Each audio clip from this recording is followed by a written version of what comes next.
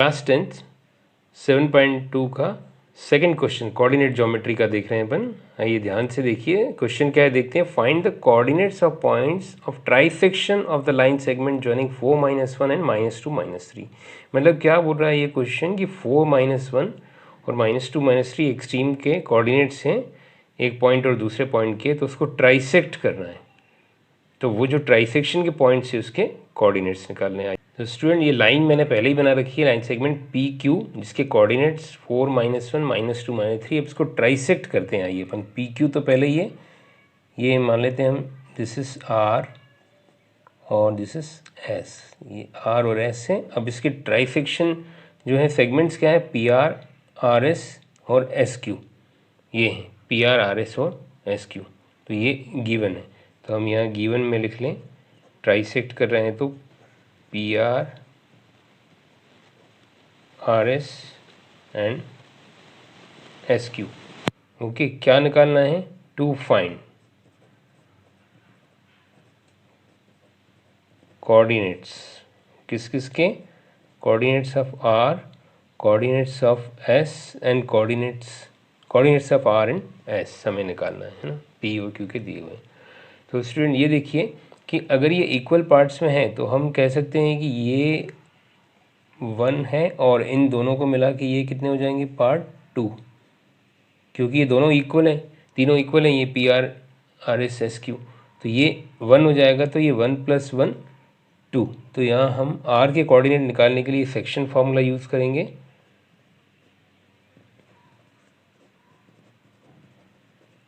Section formula, x coordinates क्या होते हैं, m1 x2 plus m2 x1 upon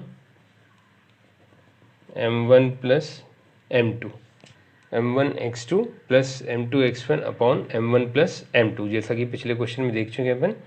तो x कोऑर्डिनेट क्या होंगे, m1 मतलब 1, x2 1 × -2, m2 क्या है, 2 × x1 1 × -2 2 × 4, m1 x2 m2 x1 upon m1 plus m2 means 1 + 2। तो ये कितना हो गया, -2 और 8/3। तो दिस विल बी 6/3, यानी कि कितना आ गया ये, दिस इज 2, x हमारा आ गया 2x कोऑर्डिनेट। ओके स्टूडेंट, अब ऐसे ही हम y कोऑर्डिनेट निकालें तो y का फार्मूला क्या है, m1 y2 m2 y1 upon m1 plus m2।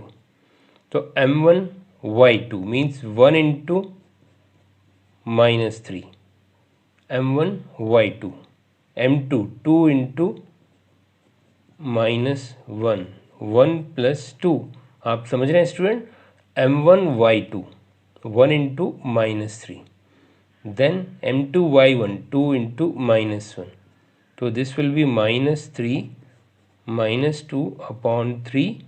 तो ये y हो गया -5/3। ये y कोऑर्डिनेट आ गया, x कोऑर्डिनेट आ गया हमारा 2 और y यहाँ हम लिख सकते हैं, ये आ गया 2 और ये -5/3।